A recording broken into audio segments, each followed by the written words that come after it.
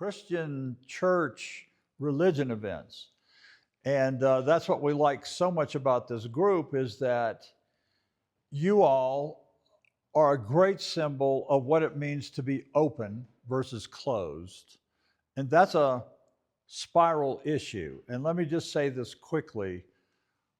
When we're talking about spiral dynamics, we're just talking about people's worldviews. It's that simple. What worldview a person has. And once you go through different possible worldviews a person can be in, it's easy to know why they think what they think. Again, the old saying is, two or three people looking at the same thing and seeing something different. If that was not the case, we wouldn't have X thousand denominations, because all the denominations are looking at the same thing, the biblical narrative, the same story. But how that story gets interpreted depends upon the lens through which you look.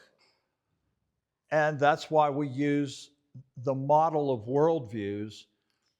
That model, again, for anyone that wasn't here yesterday, is purely a historical model. It is not a religious model. What I've done is take the model of history and applied it to the historical story as told in the biblical narrative. Because the biblical narrative starts where the earliest worldviews start, with archaic worldview, which is archaic Adam for us, and the second worldview for human beings is the tribal worldview, which for us is tribal Abraham in the biblical narrative. So I have had multiple conversations with people both during the session, after the session, and at other times. And I just want to say to any and everybody that I've talked with how much I appreciate your input. And I am taking away from these various conversations things that are going to help me as I attempt to communicate with other people on the best possible level.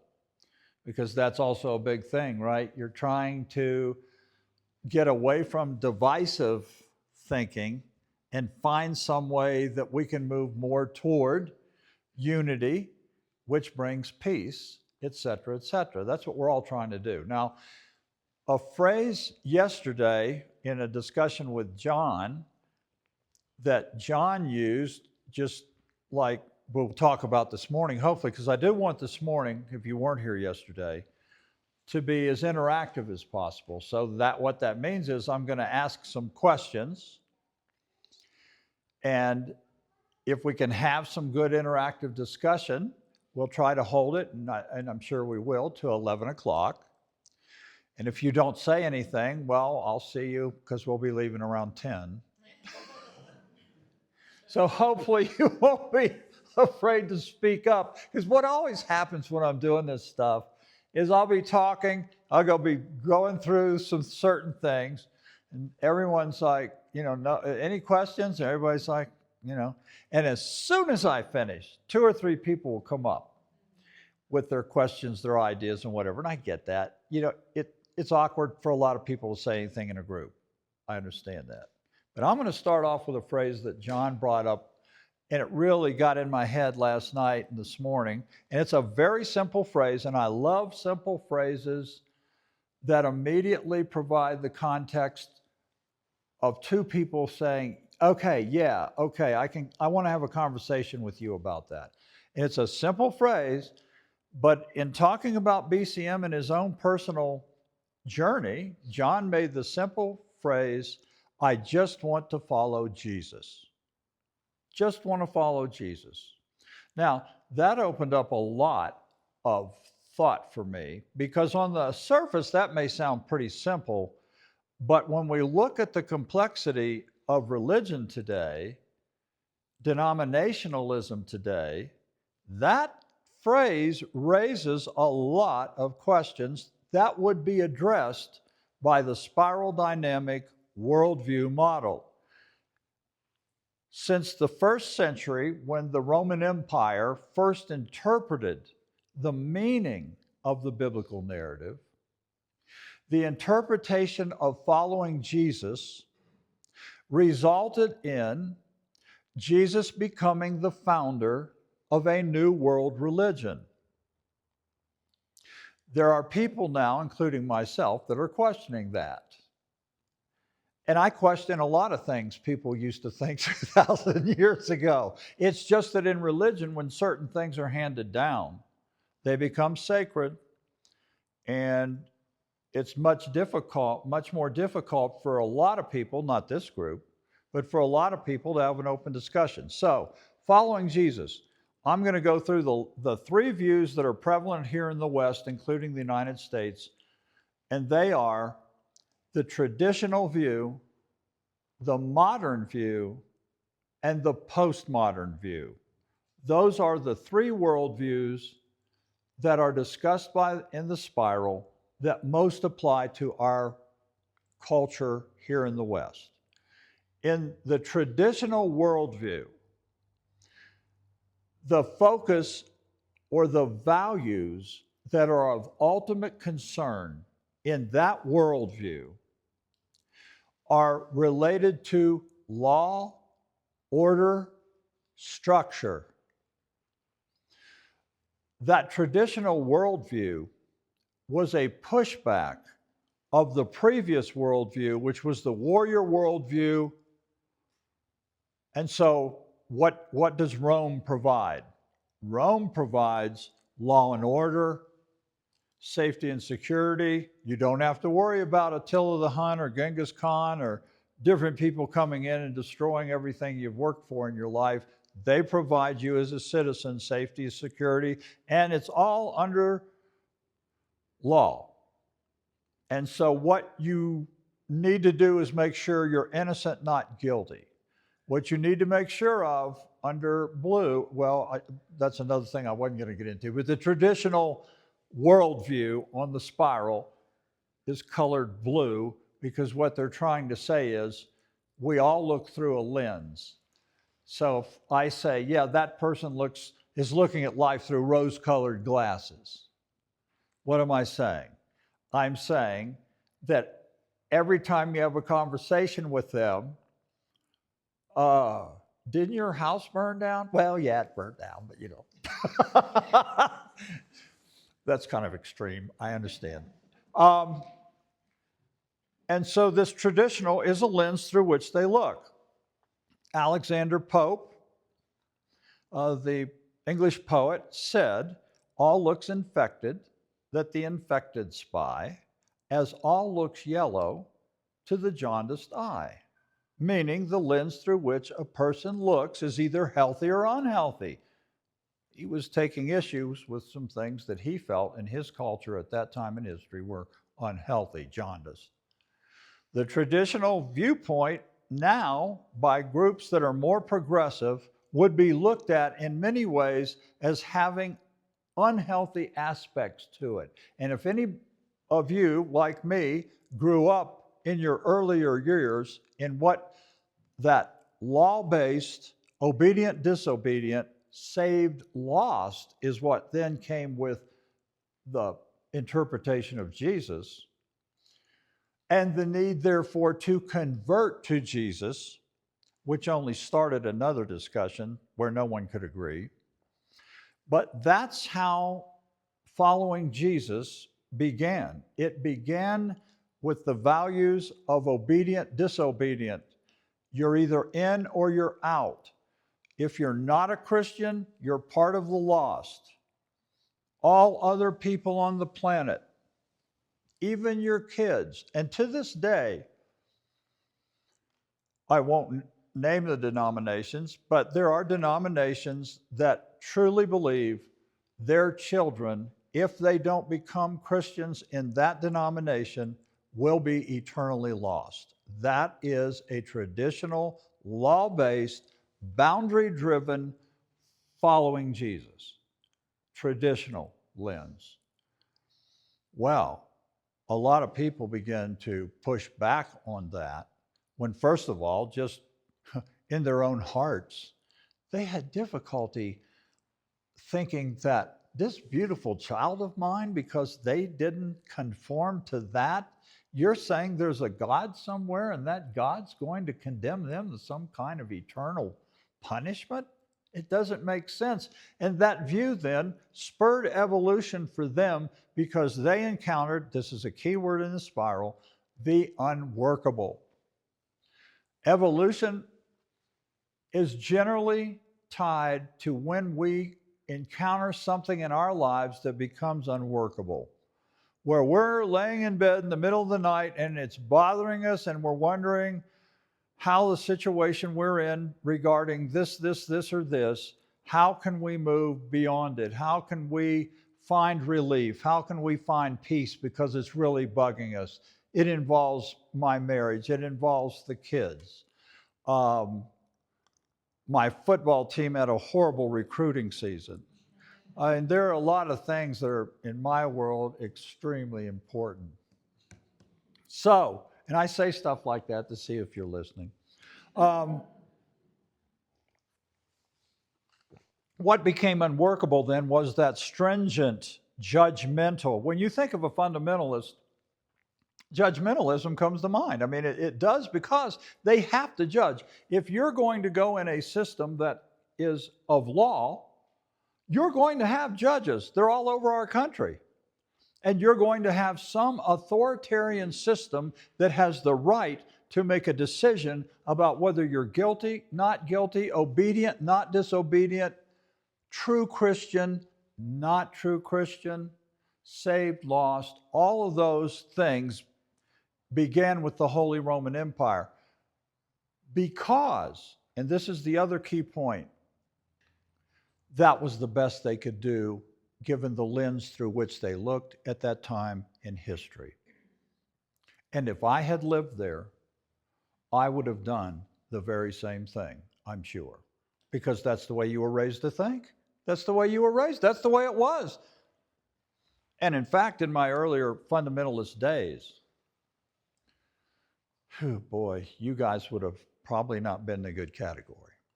Because when I was younger, I was in that blue traditional lens of what you had to do to be saved.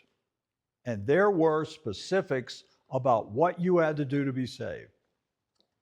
But the pushback came when modernity came in as a worldview.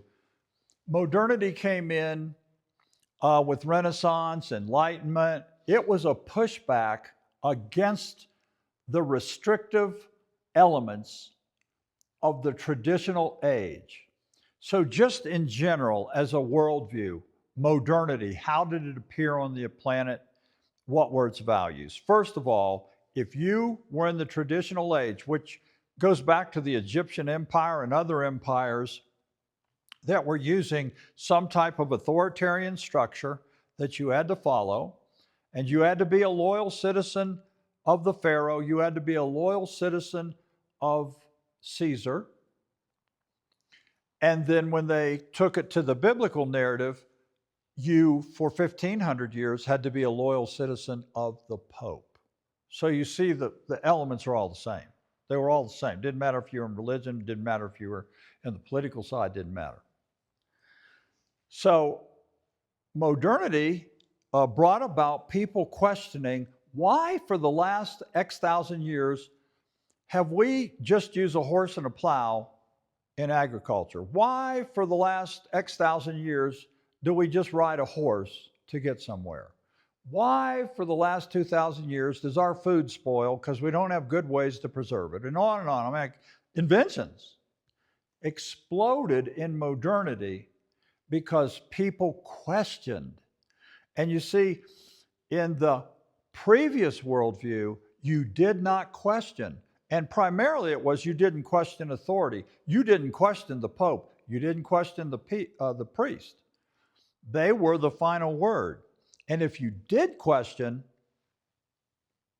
there was possibly some trouble that was going to happen there because you were outside the lines.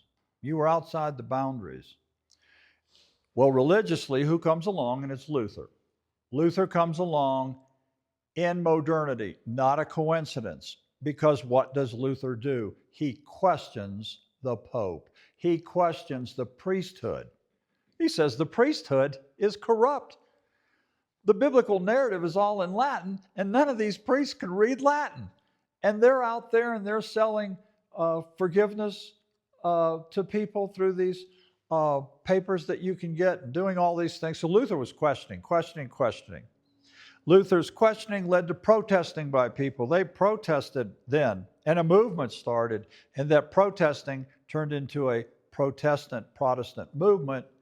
And once the biblical narrative got in the hands of a non-authoritarian system, once the individual had rights, and what a surprise, democracy and our system of democracy was founded in Orange, and it was individual rights. That was what was the key behind democracy. No, we weren't under the English regime anymore, and we weren't going to do what they said to do, and we had a right to say these taxes are unfair, and on we go. So Luther starts that. Well, once the narrative got in the hands of people, everybody had an idea about the way it should be interpreted. And you had certain people that went this direction, and so you have Methodism, and you have Anglicanism, like King Henry. He reinterpreted anything that had to do with his ability to marry multiple people. And so he was like, yeah, I've been looking at the Bible. I think what I'm doing here is okay. But the point is that there were many denominations since that time that have been formed. The reason we've got thousands of denominations today is because of the Orange worldview that deconstructs the previous view, which was a traditional, law-based mindset. When we interpret that in terms of religion, people think in terms of dogma, doctrine, and creed. Dogma, doctrine, and creed. And people begin to push away from that. Some stayed in it, and to this day, you have denominations that are very much boundary-driven thinking with regard to whether you as an individual are okay, true Christian, or not. And those denominations are always into it. They love, one of the things the blue loves to do is debate. And so when you see people on social media having a debate here or debate there, and I follow that probably more than the average person, that's because it's important to them to make clear that their view, their boundaries are the right boundaries, and these denominations have just missed it. So they like to debate a lot. So once the Protestant movement started and the Orange worldview, it was mostly about deconstructing. And so they're trying to deconstruct the way all the traditional things were. And when you took that over to religion, you begin to find groups of people who were primarily focused on deconstructing religion, deconstructing faith, deconstructing the church. Anytime you see those hashtags, those are people that are pushing back against the restrictive boundaries of what they've previously endured, etc. That's where those deconstruction hashtags are coming from in religion. They're saying, I can't do that anymore. In discussions with people who are really just into that worldview, which is a necessary, all these are necessary worldviews. You go up into each worldview because you've experienced the previous one. So you have to experience them all in order to go to the next one. So when I talk to people that are primarily in that modern worldview, a lot of them are skeptical of any kind of truth statement. They'll say things like, well, I hold this lightly. I hold this lightly.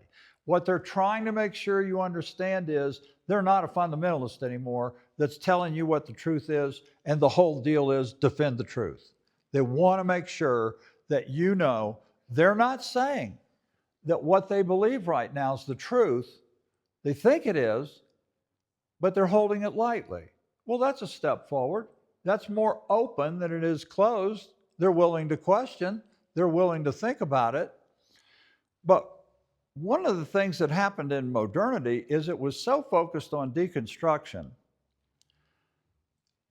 that even though technology was exploding and inventions were exploding, technology and inventions and deconstructing, that was either kind of cold, more from the head, nothing from the heart, or it created a vacuum for people. Well, then what are we when we follow Jesus? Okay, we just deconstructed following Jesus as a fundamentalist approach. So we deconstructed that. Well, then what do we do when we follow Jesus? Who are we? And that's where postmodernity comes in. Postmodernity is, its value is, hey, technology's great, deconstructing the boundaries of fundamentalism is great, but we've not paid any attention to human beings. Do people realize the amount of ways that we have discriminated against women? A lot of the marches in the early 1900s were women's group because everyone in democracy had the right to vote. Well, except the women. And from there, wow, where did it go from there? I mean, anything that has had to do recently with discriminating against any type of group has been under fire, and rightly so, because in green, the value is inclusivity. And that is not a focus of the previous worldviews. Green really is sensitive to all people's value. And so, boy, did that cause problems, and does it cause problems when you're talking about fundamental church groups versus green church groups. Green is postmodern, I'm sorry. I'm not putting those colors out there. Because one of the first things that came up was the LGBTQ. And there was a big thing. Fundamentalists were saying, oh, you're lesbian, gay, etc., you're lost. End of story. That's the Bible, my friend. Got to follow the Bible. End of story. That's following Jesus. Following Jesus, you got to make sure and let everyone in that category know they're less than, and they cannot belong to this kingdom of God, etc., etc. Now, we talked yesterday about the fact that the unworkable enters in for a fundamentalist, and we have had discussions, and we know this for a fact that has happened many times. What happens to the fundamentalist is when their son or their daughter comes out, and they don't know what to do because they love that son and they love that daughter. And they have encountered the unworkable. And when that unworkable gets in their head, suddenly they start asking questions. They go orange. And they start asking people, well, you're in a church where you can be lesbian, gay, etc. What do you think about this? What do you think about following Jesus in a church like that? And then the next thing you know, they're in a church like that because they're making meaning according to their evolution in worldviews. And when I say evolution in worldviews, I don't mean that people are in some kind of hierarchy that makes them superior in an unhealthy way. What I mean is that people are evolving in the way in which they become more inclusive of all human beings and less discriminatory. And that, in spiral dynamics, is a higher value. It's a much higher value to be accepting of human beings than to denigrate and reject and discriminate against human beings. As Jesus said, the hierarchy is the last shall be first and the first shall be last. And he was turning upside down previous unhealthy hierarchies. So that's how we got here in following Jesus so far. And so that's how you've got progressive, what people would call progressive Christianity. That's the way of following Jesus in a more progressive way. Now, I was over with Tom in Denver for 2 nights at Brew Theology.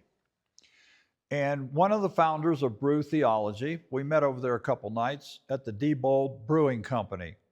The first conversation I had was with Janelle Ramsey, who is one of the founders.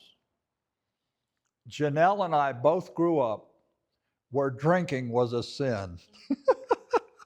Drinking was a sin, my friend, which is why everybody wanted to be a Catholic. But drinking was a sin. And the other thing was you could just go to the priest and it's like, yeah, I had a bad week. Okay. So drinking's a sin for us growing up, as was everything. I mean, the list of what you could do in our churches was pretty slim. But drinking was one of the no-nos. And I said, Janelle, here I am, and I'm spending 2 nights with you guys in Brew Theology, and we're meeting tonight in a brewery. Would you have ever thought when you were a kid growing up in your church as me and mine? And the answer was no. So you can see that Janelle and I have, in our minds, evolved in our thinking. What do our churches that we came from think? We devolved. We became liberals. We lost our way in following Jesus. And that's what they think. Well, because I've been there, done that, I know why they think that way. I don't spend my life trying to denigrate them at all. I try to find ways to have a positive discussion. That's not easy. And if you have people of those views and you're progressive and you have people in your family that are very fundamentalist in their views, that's when you have to tell the children, now look, at Christmas dinner, don't say anything when Uncle Tom is here about religion. Just don't bring it up, kids, because Christmas will be a disaster. Because you can't, you don't want to go there. So in the green world, one of the things that Janelle was saying about their group, and we had a little bit of a discussion about this yesterday, the way they describe following Jesus and put on their website and let people know, if you're going to come to Brew Theology, here's the kind of group we are. One of the terms they use is post-evangelical. And so you have the evangelicals, and then you have Brew Theology and Janelle and everybody who say, we're post-evangelical. Why do they say that? It's because they're trying to help people know this is the kind of group we are. We are not that kind of group. That's all they're doing. Now, that leads us into discussions this morning about BCM. And I came here not because I know what you should do, because I don't. I'm not part of your group. I know principles. I know things I run into. I spend in my presence.tv nonprofit, I spend my time in these discussions with as many people as I can find from all different kinds of denominations, Catholic and Protestant groups, to get a handle on where they are, what they're thinking, and how that is an indicator of me of where things are going. And I've got some statistics here from research groups about where things are going with Christianity, with denominations. I'll share them if it's appropriate at some point this morning. But it's to let you know, everyone in this country is struggling with their church identity and who they are and where they're going. Everybody, except the fundamentalists. The fundamentalists are the same group they've always been, with the same doctrine, the same creed, because they're traditional, and in traditional, nothing changes. If your dad was a blacksmith, you were a blacksmith, and so was granddaddy, and so was great-granddaddy. Or if you were a basket weaver or a weaving of clothes or whatever you did, that was probably passed down for generations because that's the way the traditional worked. Change just wasn't part of that until modernity came along. So a fundamentalist group, no, they're going to pretty much not be thinking about this. They're going to be meeting this morning to say, man, I see what all these different groups are doing, And brother, it just seems like they're all going to hell in a handbasket. That's the deal. I mean, that's a fundamental. And why do they think that? Because they're trying to serve God. That's the wild thing. I have to remind myself these are people that are doing the best they can to follow Jesus, and they truly believe that's the best way to follow Jesus, and so did I. So again, as far as judgmentalism, no, that's not part of my worry, my anxiety, because I've gone so far off the track. I'm getting to the point where God loves everybody. That's just outrageous. I know that. But we talked about that too a little bit yesterday, and we can talk about it a little bit more today. But what I'm trying to do is set the stage for, so when you're trying to talk to people about Breckenridge Christian Ministries, what is it that attracted you all here? What are the things you all like about BCM? Why did you find a home here? Was there anything you used to do, if you care to share this? I mean, like, I'm not asking you to name a denomination you maybe used to be in. I'm not asking you to do that. I'm not asking you to say, yeah, I used to go to this, but I am saying maybe you had experiences with other groups and it drove you to BCM because those other groups had something they were teaching about following Jesus that just wasn't adding up for you. And so when you came here, you thought, now these people and the way they're following Jesus, I feel a lot more at home here. So I don't call on people because I don't want to make anyone uncomfortable. Okay? I just don't do it. So, Phil.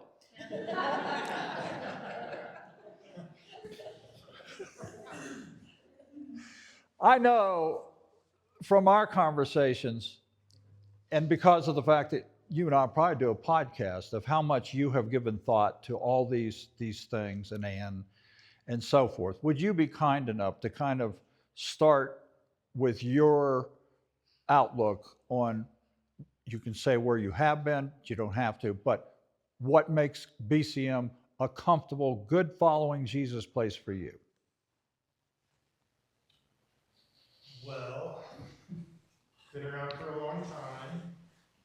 I think one of the earliest things for us, and of course I'm speaking for both of us, and I might be speaking out of turn, but we started working with students, and we quickly found ourselves straddling two worlds. And there were, back in 2000-ish, up here, a decent amount of churches that felt like in their beliefs and in their behaviors and in their lifestyle, they were pretty conservative in response to culture. And I think we started working with a group of students that was kind of this mishmash of all of the churches of the county. And when we arrived, we really wanted to work with students who never even would ever consider church as an opportunity. They would never do it. And several pastors reached out to us, and they're like, we want to do outreach too. And we're like, no, we don't even want to do outreach. Like, we want to do something that, like, is completely other. And we were given full creativity to reimagine what that might look like. And so we really started deconstructing a lot. And I think through that process, we ended up experiencing a community of students and parents, and it just felt so different. It felt so inclusive, and it also felt so full at the same time of life. And that really spilled over into our experience in BCM as well. And still right now, nowadays, I can get up and speak at BCM, and I can voice questions. I can talk about where my head and heart are currently. Mm-hmm.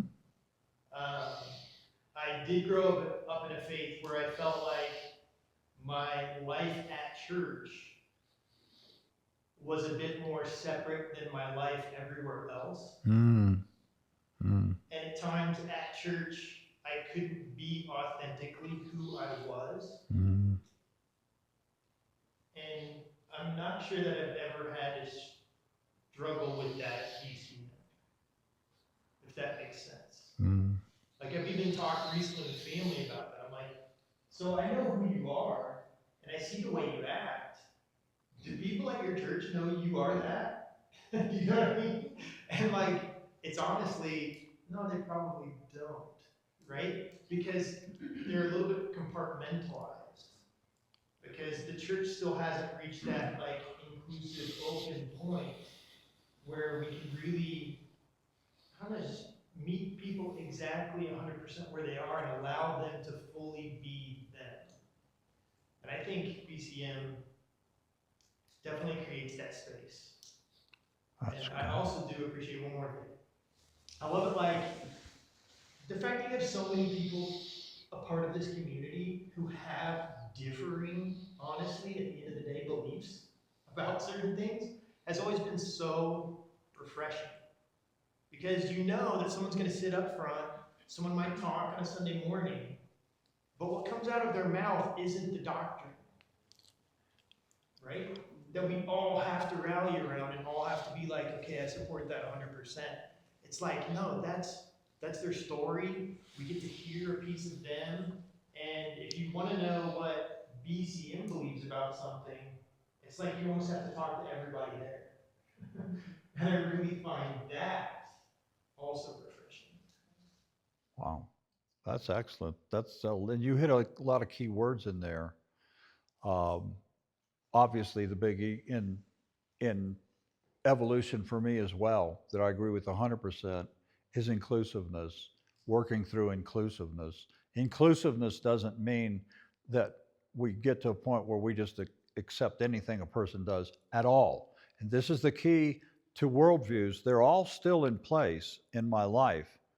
Law and order is still very much a part of my life, but I'm not using it in order to tell people whether they're good with God or not. Law and order for me has a role and function. It doesn't belong to God identity. It has a role and function. What is that? It's to make sure when I dial 911, I can get some help. It's to make sure that I live in a safe community. And on we can all go. So I am very much a believer in the blue law and order. And interestingly enough, a lot of times the color blue belongs either to the police or to the military. And so, that's their job, is to protect. So I absolutely have that. And like you, I'm constantly questioning, that's my orange. That's the orange in me. I question because I'm not afraid to question. I am not afraid that something I believe right now is not true, because I am not identifying my following Jesus with having to own the truth. As a matter of fact, for me, the term truth is something I grow in. It's never a terminal thing, because life doesn't work that way. We're always growing up, starting with the time we come right into this world. And that's why people that are in child psychology and childhood development and all that kind of thing, they're always looking for what can a 3-year-old absorb or understand right now? We know what a 2-year-old figures out. No. And it's like, what? Something happened. And so all the way up, what is age appropriate? First grade, what's age appropriate? Second grade, all the way up. We want to know what's age appropriate. We're not denigrating a first grader because they don't know what a sixth grader knows. That's ridiculous. Now I take that to the adult human and I change it from age appropriate to page appropriate. And these worldviews are determining for people what's page appropriate. And I know that I had to go through law and order fundamentalism in order to know what it meant to question and push back, and to question and push back until I got to a point that I yearned for a collective that was open, and I wanted a collective again, but I didn't want that kind of collective. So I have experienced, and I am all those things. I am archaic, warrior, tribal. I'm all those things. The question is my warrior lens, my warrior, is it healthy or unhealthy? And I go to Jesus, because if I follow Jesus, Jesus is a warrior of courage. The red in Jesus is the red of courage, not the red of violence, destruction, and making other people suffer. Jesus said, "Put down the sword, because my kingdom is not of this world." He went through something that, wow, would I ever be able to do that? Under that circumstance, under what the penalty was for where he was headed? Woo! But the point is, you talk about courage. Following Jesus as a warrior in me, I have to ask myself what's courageous in where I go. Sometimes the most difficult love, the tough love, is actually waiting at the front door like the prodigal son's father, because my kids are all on a journey, and I'm concerned about where the journey is that my kids are on right now. But it's their journey. It's not mine. I am here. I'm always at the front door. And by the way, we have 4 great kids and all that. All is well. Our grandkids are good. And this is the funny thing. When you have grandchildren and they're young enough, you can tell everybody how respectful they are, how obedient they are. When the kids are young enough, your kids are just amazing. But when they become teenagers, you just don't talk about it.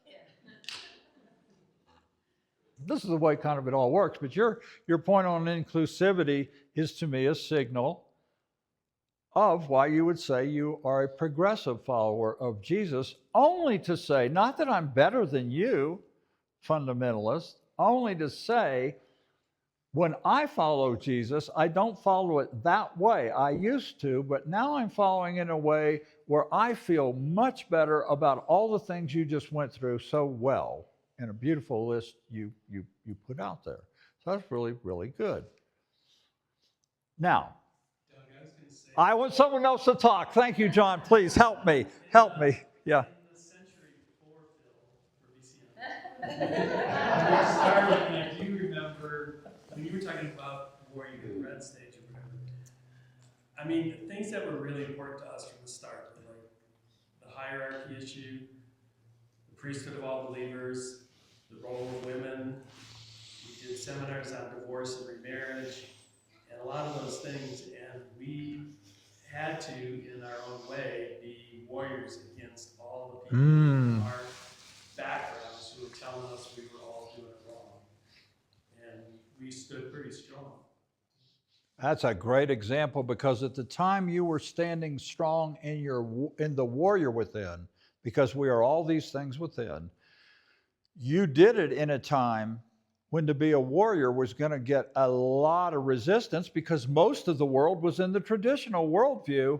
And for you to be that warrior and stand up and create a group like this was much more difficult in the 70s than it is today. Today, progressive Christianity and groups like this are far more prevalent. There's a lot of groups like this now out there, thank goodness. To me, it signals where the human race is going on a trajectory that's, the British mathematician Alfred North Whitehead said, there's this love, this agape love that seems to be an attractor that's like pulling, like an attractor, the human race forward toward more unity interconnectivity, relationality. And it was Whitehead, as well as many in science today, that are saying, look, this is the nature of nature, man. The whole universe is interconnected, interrelational, and everything plays a role in function within that universe. And there's still tremendous diversity, but that diversity is all working in unity. How do we continue to move toward that kind of a thing? So back to your warrior following Jesus, that's where the warrior Jesus was the way you followed Jesus. And there comes times in your life that you have to do that. In my life, I identify with that, John, because a lot of the things that I have said, as you guys know now, are really controversial to even progressive Christians. Okay, that's fine with me, because I understand that people have the same view right now that I used to have. And my view's different on some things. That's okay, because I am not judging people according to whether or not they're in the appropriate box. So in that sense, for me, my warrior has been the same thing, a lot of rejection. I joke about, the time I got out of, I was thrown out of seminary, so I started early standing up against, that was in the 70s. So, I tell people I used to be a heretic when it meant something to be a heretic, So I get the warrior thing. It takes a lot of courage to do a variety of things in life in different settings, and we all know that. I'm not saying anything you don't already know, and that each of you could probably I'm sure you could tell your own warrior story about things you've had to do. Now, John and Phil were bold enough to say something about why they like this BCM setting. Anyone else like to be bold enough to make some comments about why you like the BCM setting? Anyone? I'll say one. Oh, good. Thank you. Yeah, we started coming about the same time as Bill and for me it was this was a place where the expectation was you were part of creating something together, whereas with probably any other church it was like, well, the expectation is you're fitting into this system and you're here to agree with the structure that's in place and the teaching that's in place. And what you end up with is people kind of church hopping and changing and looking for the place that they will agree with.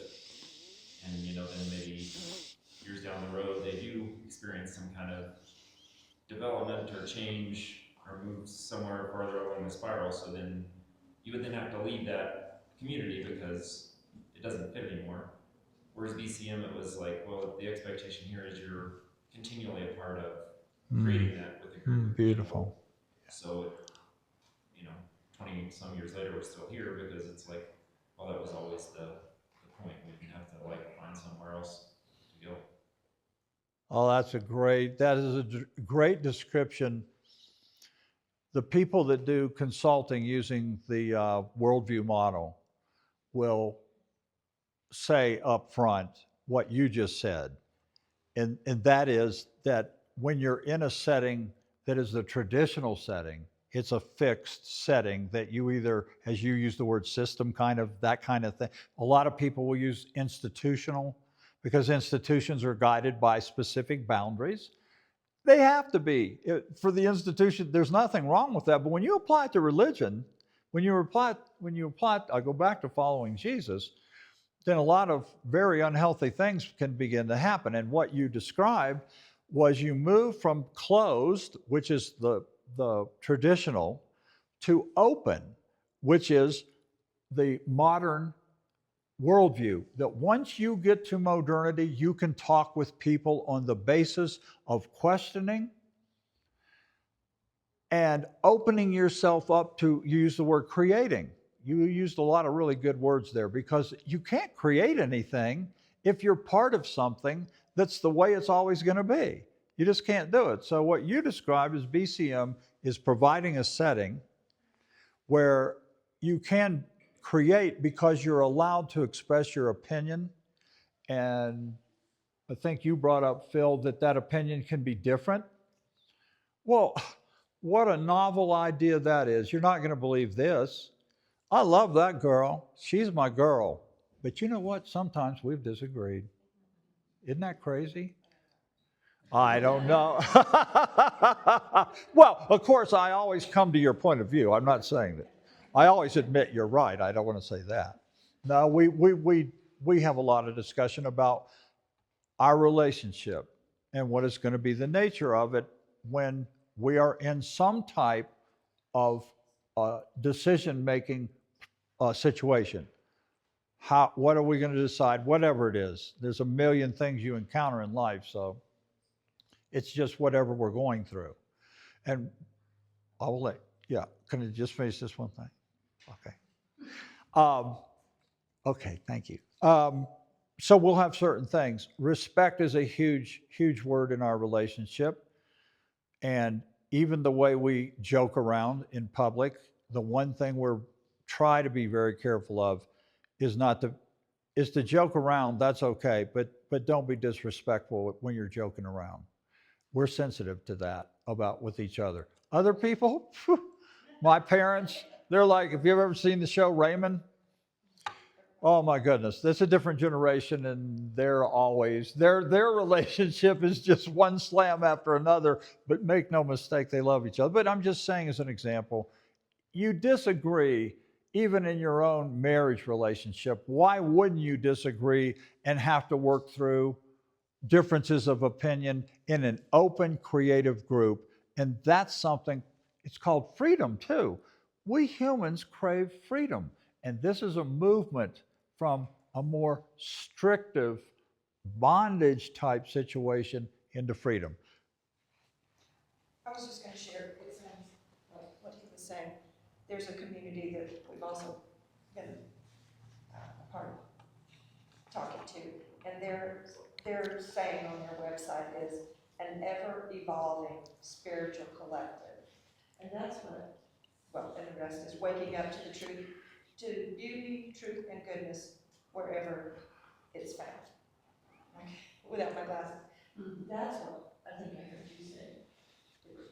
That's what this group is one that's not set in stone, but has that ever-evolving mindset. So I think that's Excellent. why we like this group. Well, beauty, truth, and goodness has been around since Plato. And you're talking around 400 BCE.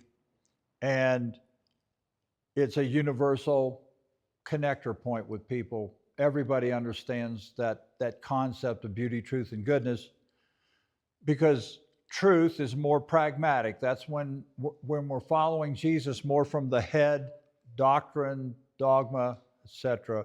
Beauty is when we're moving to the heart and we say, wait a minute, we've set all these boundaries up about who's okay and who's not okay. But when I think from the heart, wow, I'm following Jesus, and I'm wondering, well, then why did he eat with all those people that were outcasts outside of the structure of the religion of his day? Why was he so generous to people who came from backgrounds that he did not support or promote? He wasn't saying, yeah, it's okay to be a prostitute, or yeah, it's okay to be a dishonest tax collector and take advantage of the poor citizen. He wasn't saying that. But from the heart, he knew that they still had the same God within that he was trying to explain to people. And he felt, obviously, that by finding a way to show some kind of love and acceptance to them, that would be a much better possible outcome for them growing than if he came in and started talking to them about the law, because that wasn't the way he addressed people. Now, on the other hand, Jesus did not say there's no such thing as boundaries. He's very clear on that. It's one thing to say that you have boundaries and you know what you support and what you don't support. That's that's what you should do. But it's another thing to say, if someone doesn't meet your boundaries, that they should be treated in a hateful way. That's a whole different animal. So these are great comments. Who else? Now we're getting people. Yes, sir. Well, I'd probably carry on from what Jeremy said, but this, when I came here, there was people from all kinds of backgrounds. Catholic, Baptist, Lutherans, Mennonites, unchurched people. There was even a lady that was raised with tarot cards. I mean, they're all looking for a new way to do things. And this group, BCM, was accepting of where you came from and respectful that you're looking for a different way. That's real good. I mean, that's where, so for example, interfaith, there's a lot of people that work in the interfaith movement. It never used to exist. When I was a kid, it may have existed, but I sure never knew about it. As a matter of fact, there's another term called ecumenical. That's one that appeared where an ecumenical movement was where different denominations would maybe come together once a month or every 6 months and try to sit down together and talk and be civil. And what you found when you met with these people was, well, they're moms and dads and they got kids and they go through stuff too. And you begin to think more from the heart than from your doctrine and creed. And then comes, well, how do we go beyond that? Well, that's interfaith, people from other religions. And you mentioned, all the way down to people unchurched, okay? That's people from other religions even. And so you have interfaith movement that's trying to do the same thing. Can we at least connect on love and acceptance, and that we're the same when it comes to being human? Those are efforts for people to, again, quit fighting with each other and at least connect on a more positive basis, because that's going to make a much better world. So this is a trajectory that's been happening. And all of these things are appearing because the worldview has been changing. And that worldview allows for interfaith and ecumenical now, where it did not in previous realms. When you want to talk about restrictive and boundary driven, just Google the Inquisition and look at where we came from in terms of following Jesus, right? So we've come a long way. This group has obviously, from its earliest days, been on a trajectory that was open and therefore allowed it to create this environment. Now, of course, the question is there anything else now beyond this? Is there anything else we should offer to our community, et cetera, which is none of my business. That's your business. I don't know what you want to talk about, what your plans are, or other ways that you can do this, but I'll say this. When you tell me what's attracting you, that's telling me what your message is to the community. And it's like this, to me, the parable of the sower. Your message is a seed that you're putting out. Sometimes it lands on good ground and you're going to attract other people if they know you exist. So you want to find some way to let people know you exist and what your message is. Then some people may come and they may be here for a while and then they're gone. That's also part of the deal. And then there are other people that come and they say, okay, I like this group and I want to be part of this. And that's where the seed really is taken, of your message is really taken root. So one last chance. Yeah, John. I hope you're going to talk a little bit about the yellow and the turquoise. Oh, yes. And yes. where that could be Yes. leading the church to. Yes. But before you do that, I want to say that BCM also has a lot of words. we've had a lot of times, I'm sure we've hurt each other. We've hurt people who've come in. We're not this, we have not figured it all out. And I know that I believe our intention is good, but we've grown together, and I just don't want to lose sight of we can always do it better, and we can always do it more authentically, and we can always keep our hearts more open to people who are different than us, and we need to be looking at each other and saying, I'm sorry, and I hear you, and I just think I get uncomfortable when we're kind of sitting here saying, oh, yay, BCM, because we're still a group of wounded people who come with all our humanity and our scars and our wounds, and I just think that you gotta put that out there too. You're right, Absolutely. we have hurt people. Yeah. We've excluded some people. Yeah. Well, I will go back to any relationship that's meaningful in your life. And I'm going to say that at some point or another, you were hurt in some way, even if it was someone that was having a bad day and they just gave you down the road. If you've ever had to go back and say, hey, I'm sorry, I blah, blah, blah, blah, blah. But when you have love, you recognize you're human and you will hurt people.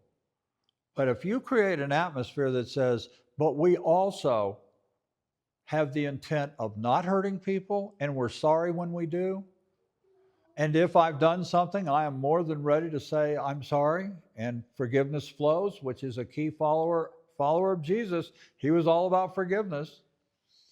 So yeah, you got to be real, and I appreciate you bringing up that aspect, because my life is certainly, I'm a human, and I've got strengths and I've got weaknesses. And so the fact that you say, and we must recognize that, that's another thing that I am sorry, but it makes BCM a wonderful group. So no, though, those are great points. Did somebody else have a hand up? Anybody? Yes, ma'am. I came to BCM because of Philadelphia and Sky, and I want my children to journey to God and build their relationship with a place like this. And I was struggling in a more conservative church and found the community here so refreshing. That's good. That's real good. And Danae and I talk a lot about how much understanding that God is a God of love, forgiveness, that God's mission for people following Jesus was that he was reconciling the world. That's the God mission, reconcile the world. That God was restoring all things. God's about restoring and reconciling. That's a whole different way from judging, punishing. And Danae and I talk about how much our angst has been relieved, because when we were in the more fundamentalist church, man, you needed to get your kids converted and hope to goodness that they did not pass from this planet unchurched, non-Christian, because they were going to be lost. That, you talk about an anxiety. That is a terrible anxiety. But to have an atmosphere where your kids can be your kids, they are where they are, and everything is a page. And there's 8 billion plus pages on the planet right now. So now we just need to talk about what's page appropriate, and what's page appropriate for my kids is not the same thing that's page appropriate for us, because we've lived a whole lot of years and been through a lot of things, and we know better, but they haven't, so they don't know better yet. But they know what they know where they are. Can we love and accept them there? And then find some way to encourage them forward there, because God says they're just fine there, because that's the way God is. That's God in us. That's a big deal. Now, let me say something about yellow and turquoise, because for Spiral dynamics, the model. When you go past postmodernity, you go into something that they call a more integrated consciousness. And the first two tiers of that, and the two tiers that exist today, are called yellow and turquoise as colors. Postmodernity and the progressive Christian would be green. When you move into second tier, you're no longer identifying with one particular worldview. You're no longer just a progressive Christian, for example. Yeah, you are, but you have to ask yourself, how do I relate to Christians that are blue fundamentalist Christians? How do I relate to them? What should my attitude be toward them? Even though I strongly disagree and have come from them and maybe been hurt by them, how do I connect with them so that my worldview is not one that I see as a separation worldview? When you move into second tier, you are saying, I see all worldviews as necessary to get all the way on up that spiral to more inclusive, loving, and acceptance consciousness. And so for me, it was, okay, I'll go back to the time that I was kicked out of seminary. We also haven't been to church for 24 years because we got kicked out of church 24 years ago. So first of all, Danae and I want to thank you for not kicking us out of here today. But let me tell you what the experience is. The first initial reaction I had was extreme anger. They had no right to do that to me. I'd spent 4 years of undergrad with a dual major in theology and biblical languages, and I made straight A's in that stuff.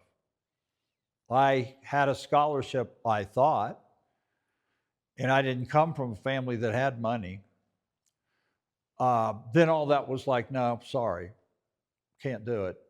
Because the dean of the school said, we're concerned that you will not be of any use. That was his exact words to me at age 18, because I would have been in my 20s, early 20s. That was graduate school. So I was angry. And every night and day, I had a new speech for the dean.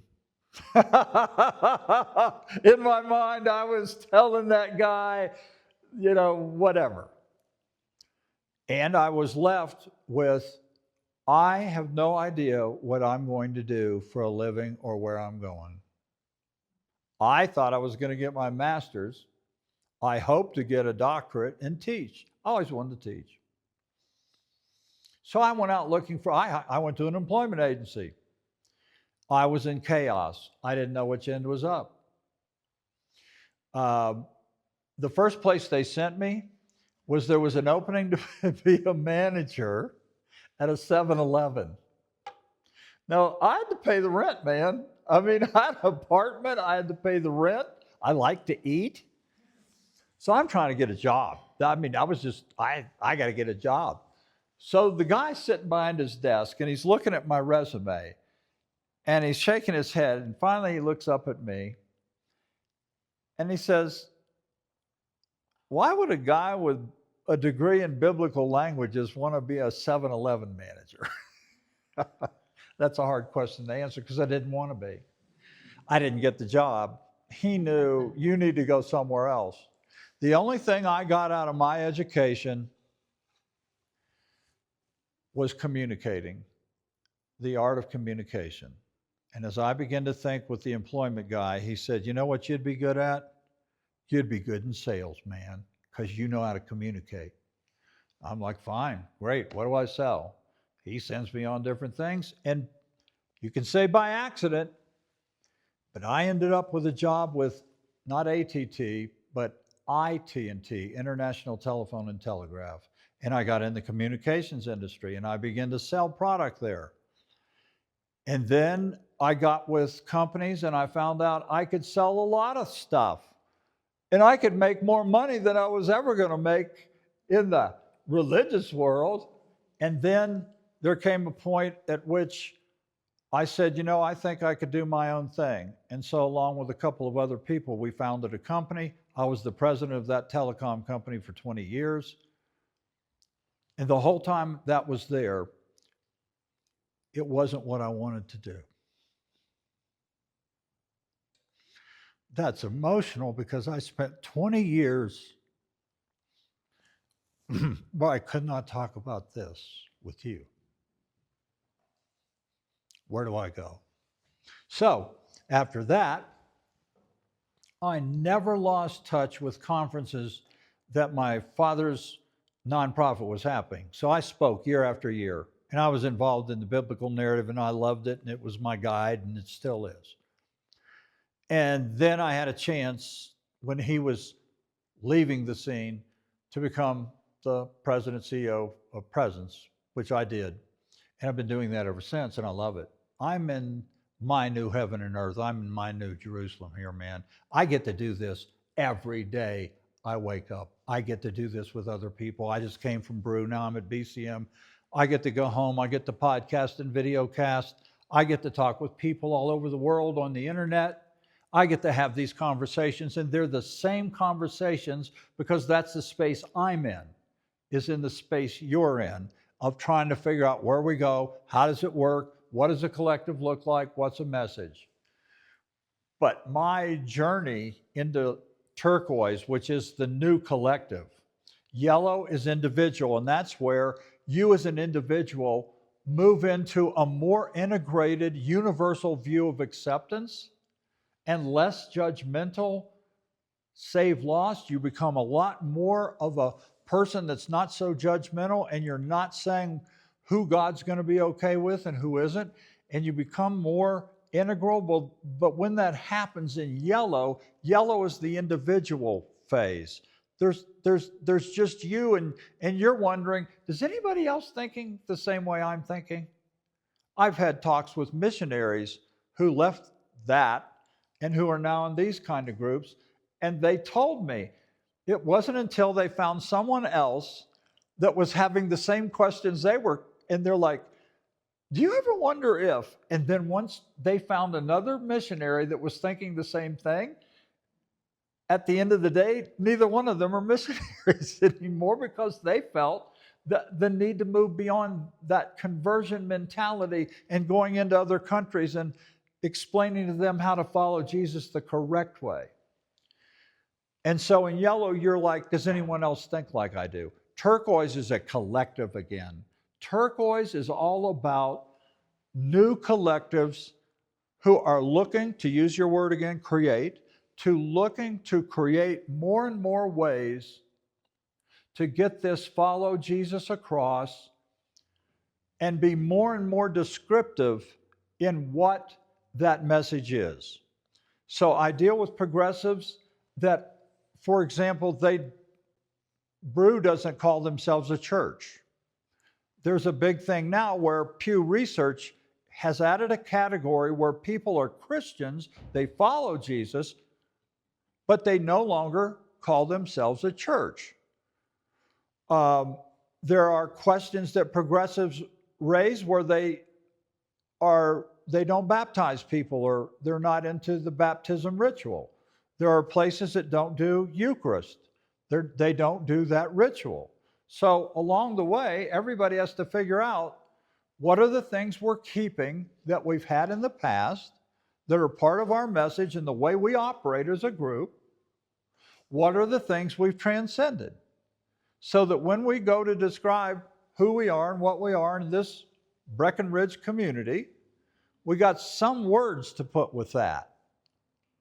And they could be simple, like, well, it's a more opening, accepting, like all the things that you all have said. And we feel a lot more comfortable there than we did in previous times where we went to this kind of a place. It could be that simple. But turquoise is where you guys are really, that's where your heart is, as I see it. Your heart is to follow Jesus, but not in order to determine who's excluded, from the mission and role of Jesus. The most well-known phrase of Jesus to other religions or anybody that knows anything about the Bible was when Jesus said, I am the way. I am the way. We want to follow Jesus. Well, Jesus said, I am the way. But as we begin to continue to look at the nature of the story and through our questioning worldview and then through our love and acceptance and inclusive worldview, we were able, especially in questioning, to ask this question. What is the way? Is it an exclusive way? Or is it a way that leads us into a broader, more inclusive God? What was following Jesus? What is the meaning of Jesus is the way? And for me, Jesus is the way in which God is reconciling the world. And that God is in every human. And I don't convert a human. I try to awaken within all people the God that's already within. That's a whole different approach. Whole different approach. And you'll have to figure out what you think about that, or whether that's beyond your boundaries, or whether you would say it that way. You guys will figure that out. But when I think about following Jesus and Jesus saying, yeah, I'm the way, for me, Jesus was leading the world from temples and priesthoods and sacrifices and doing, and we talked about doing, to understanding that we're human beings with the God within, and that he was leading us to a new heaven and earth where the paradigm is different. It's a paradigm you all are thinking about, questioning, wrestling with, and that never ends. You know, once you move into turquoise, you realize nothing is a terminal place. Wherever you end up as a collective is not ever going to be a terminal place. Whatever your truth is today is not going to be a terminal place, because we are by nature transformative beings, meaning we grow, we evolve. That's our nature. But that's the nature of the source from which we come. So we have to understand that's not us versus God. That's us with the God within, who put that nature within us that's transformative, creating, wanting to know what we can do better, as Carrie put. So that to me, John, is moving into the turquoise community, where you might even ask yourself the question, which Pew Research is now saying, this is a whole new category. And the category is, I'm a follower of Jesus, high percentage, but I don't go to a collective that's called a church. Well, that's a thing. You have to decide that, right? Well, what are we? So and that's just an example of a question. But there are people out there all over the place that are wrestling with those kinds of questions. So all I was trying to do is wrap it up, we can hit the trail. All I was trying to do is bring out the way evolution has worked with worldviews, how worldviews are at the heart of the way I see and interpret what I'm looking at, and how the worldviews of humans have gone from the more restrictive God identity to a larger and more inclusive God identity. And that I'm very comfortable in this space for that reason. And when I go out and talk to all groups, I would use a group like BCM as an example. I would. I will. You'll end up in our newsletter, sorry. So that's all I have to say, John. Any other thoughts you have